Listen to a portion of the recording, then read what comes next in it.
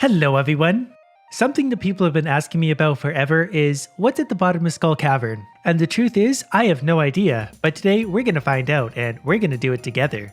But before we get to that, we've just got one thing to get out of the way, which involves marrying Leah, again, and then we gotta have one of these, and give him a suitable name.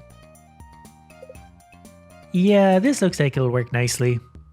Hey, you know that Prismatic Shard I was gonna give you today?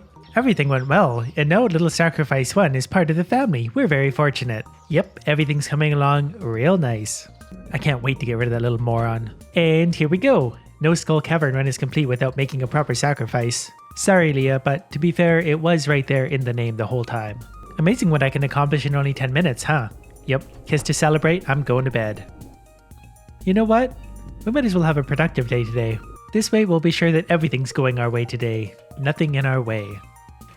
And by today, I mean tomorrow. I'm not going to head to Skull Cavern at 9:20 AM. That just doesn't make a lot of sense. Now, on a more serious note, a lot of people have been asking over the years, does Skull Cavern actually have a bottom? And that was something I wondered for a long time myself. We know the regular mines bottom out on floor 120, but the mines also have a very handy elevator. Once you hit floor 120, you can just take the elevator right back here anytime you want. And it is a bit of a process making it down 120 floors. As it turns out, Skull Cavern has quite a few more. Fun fact, there used to be an exploitable glitch where if you used a bomb right here, it would give you a staircase directly to Skull Cavern, because it considered it floor 121. As it turns out, Skull Cavern does technically have a bottom. There is a floor in which no one can get past, but it's a little bit far down there. And not many people have ever seen it or ever will for that matter. This is what floor 1 looks like. There's not a lot to see here, a couple annoying enemies, mostly just rocks, a solvable puzzle on the wall, a little bit of ore, and because it's a good luck day, I have a shaft.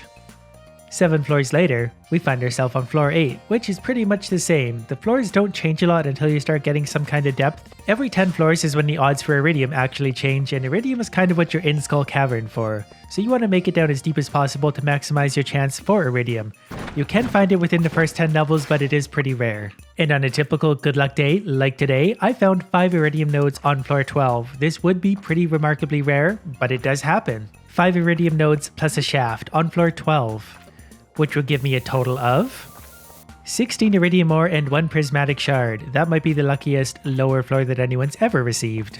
Here after floor 20, our odds for iridium have increased yet again, but still, all the lower floors don't really have a great chance for iridium. You might get lucky like I did and get a whole bunch in one area, but consistently you're not going to find a lot. But say we had some kind of fun mod that would help us skip, say, 1,000 levels.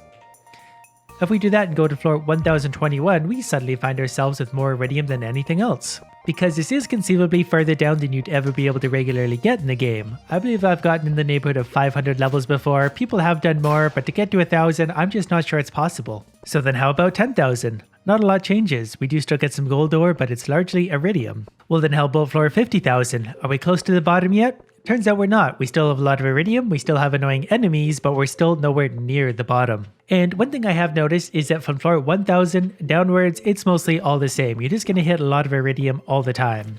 And even just one of these floors is probably about as much iridium as you're really ever going to need anyway. This successful run to Skull Cavern floor 100,000 is brought to you by the sacrifice of a small innocent child. So clearly, we can go down 100,000 floors. Are we near the bottom yet?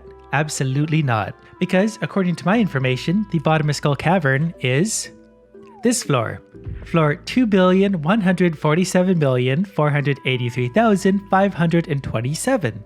That's right, 2.1 billion floors below the surface. So for anyone who's ever been curious, this is the bottom of Skull Cavern. Now you might be wondering about that ladder right there. Well, we're going to explore that in just a few minutes. I just want to take a moment to enjoy this, because this is something I've been wondering for quite a few years, and this is the first time I've ever actually been here. And Skull Cavern just wouldn't be the same without these annoying things. By the way, the iridium bats are actually more annoying, but we just see them a lot less, so they're not as much of a factor. There's another ladder. The whole thing is just tempting me to go one floor further. I think this is probably the only thing deeper than Marnie's business needs with Mayor Lewis in Stardew Valley. So what we got is a whole bunch of iridium. That's no surprise. This looks like any floor basically after floor 1000, maybe even a little bit shallower. So where does this ladder go? And why are there still gray rocks here? We're 2 billion floors down. You think we would have gone beyond the need for normal rocks. But those always seem to show up. Anyways, can we get deeper than floor 2.1 whatever billion? No, we cannot. The game simply does not let you go one floor deeper. So what about that next ladder? Also doesn't work. The game seems to try and react to it, but it just doesn't want to let you go any deeper. Now, if I'm understanding this correctly, that is because Skull Cavern is basically procedurally generated, and the game can't procedurally generate beyond 2.14 billion times, something to that effect. That's why there's just nothing beyond this floor. This is as many floors as it can possibly generate. But obviously, I'm not going to give up here. Let's blow up everything on this floor. First of all, to see the value of the lowest floor in Skull Cavern, and secondly, to try and find a shaft, because maybe the game's going to let us jump into one of those and take us down to some floor that just doesn't exist. That's probably mostly just going to break the game, but I'm going to enjoy trying it anyway. If I'm not breaking the game, I'm just not trying hard enough.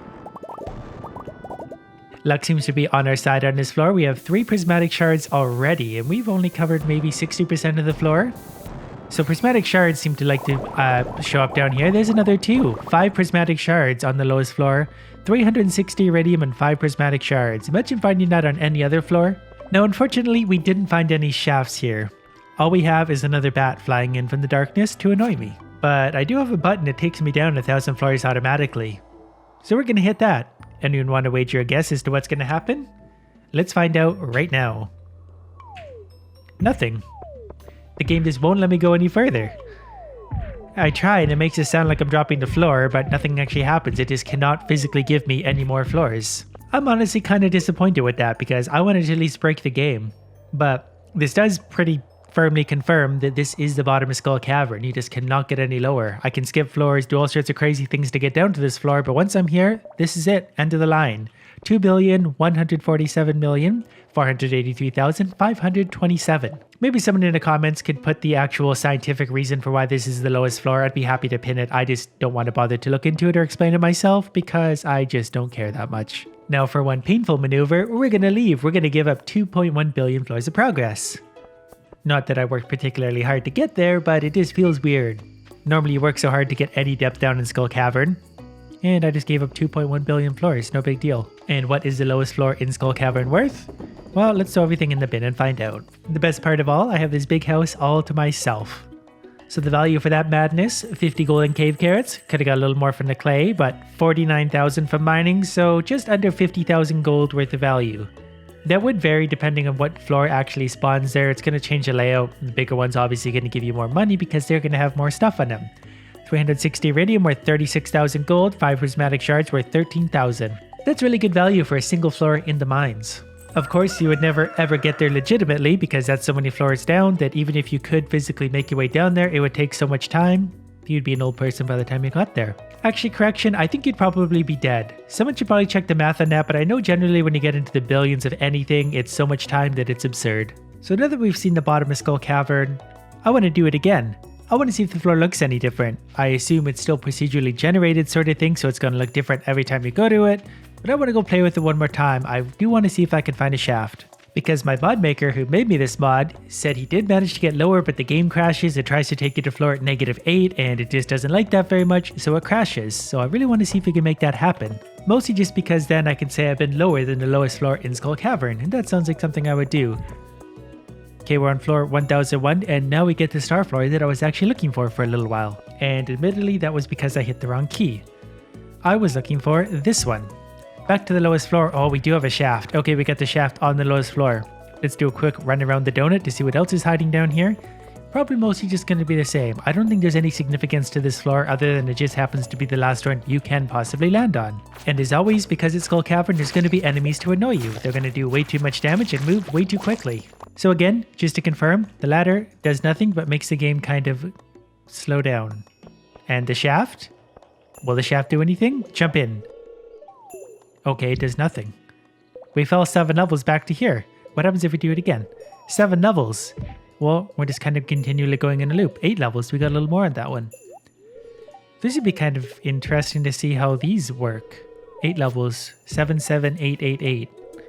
7 levels again. I don't know why it's bouncing us between 7 and 8. I don't know if that's because it is the last floor and it just doesn't really know how to react after this. 5 levels. Okay, it does vary somewhat. 3 levels. Okay, it started so consistent. Now it's jumping all over the place. Well, if you're ever wondering randomly what happens if you jump into shafts continually, how many floors it's going to take you, usually not very many. A few 3s and 5s, but no 13s, 14s, 15s. I believe 15 is the max. 3 is the minimum, 15 is the max. Well, that's kind of interesting.